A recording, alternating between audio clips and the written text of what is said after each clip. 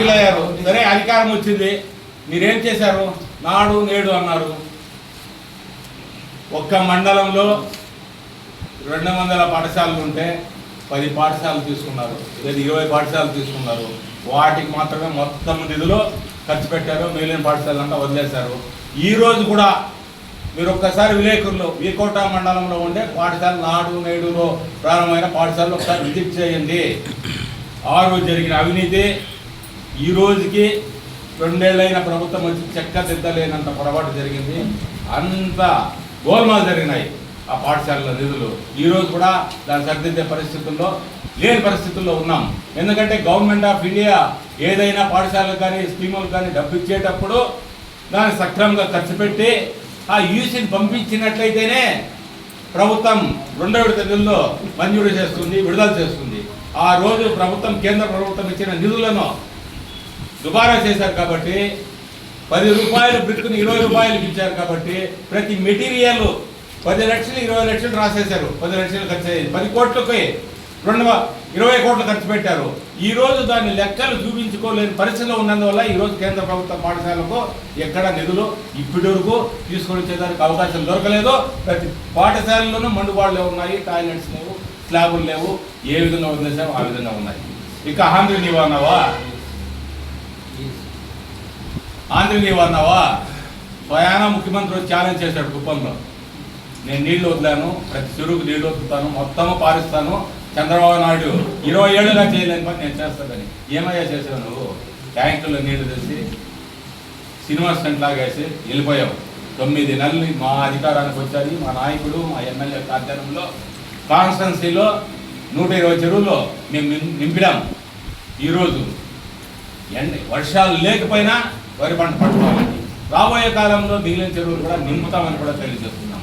అదేవిధంగా తీసుకుంటే ఈ దేశంలో అంబేద్కర్ ఆ రోజే దూరదృష్టితో రాజ్యాంగంలో రాశాడు, వెనుకబడిన వర్గాలని, ఎస్సీలని, ఎస్టీలని, బీసీలని వాళ్ళు అభివృద్ధి కోసం రాజకీయంగా కానీ, సామాజికంగా కానీ, ఆర్థికంగా కానీ అభివృద్ధి చెందాలంటే ప్రభుత్వాలు ఏమేమి చేయాలి, ఏ విధంగా నిధులు కేటాయించాలనేసి. ఏం చేశారు 5 ఏళ్ళలో? ఒక ఎస్సీని ఆర్థికంగా అభివృద్ధి చేశారా? ఒక బీసీకి 1 రూపాయి ఇచ్చి అభివృద్ధి చేశారా? 50 కార్పొరేషన్లు వేశారు. ఒక్క కార్పొరేషన్ 1 రూపాయినా రిలీజ్ చేశారా? లేదు, చేయలేదు. అడిగితే నవరత్నాల్లో మొత్తము డెవలప్ చేసేసాము, దాంట్లో వర్గీకరణ చేశారు.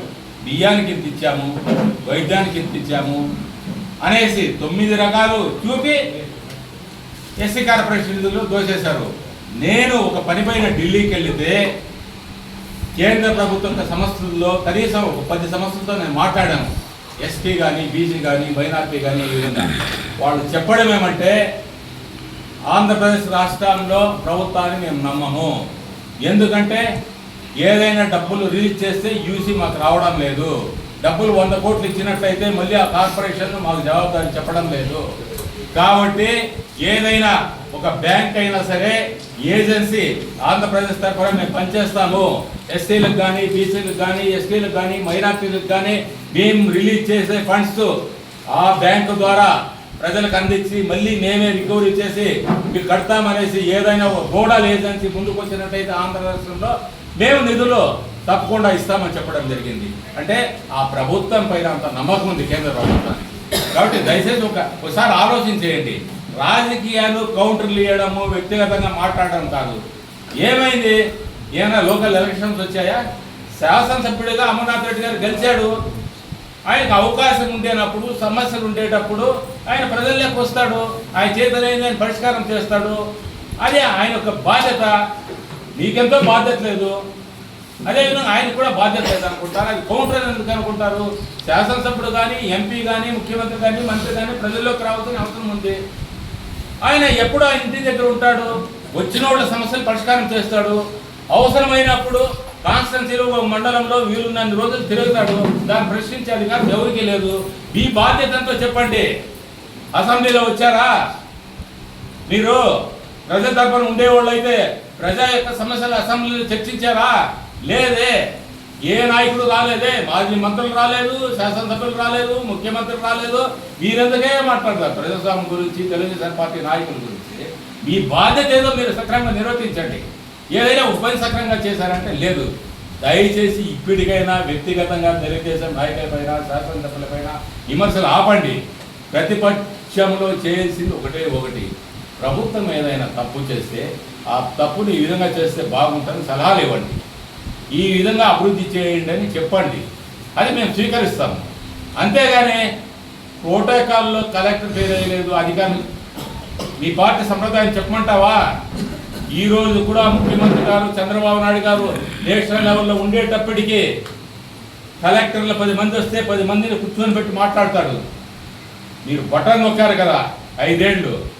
ఏ సీనియర్ అధికారి కానీ, ఐఏఎస్ కానీ, ఐపీఎస్ కానీ, ఐఎఫ్ఎస్ అధికారి కానీ, ప్రధాన కార్యదర్శి కానీ ఎవరైనా సీఎం ముందు కూర్చున్నారా, కూర్చోబెట్టారా? అదేనా భారత రాజ్యాంగంలో మీరు ఇచ్చే విలువ అధికారులకు? మీరు అధికారులకు విలువ తెలుగుదేశం మాట్లాడతారా?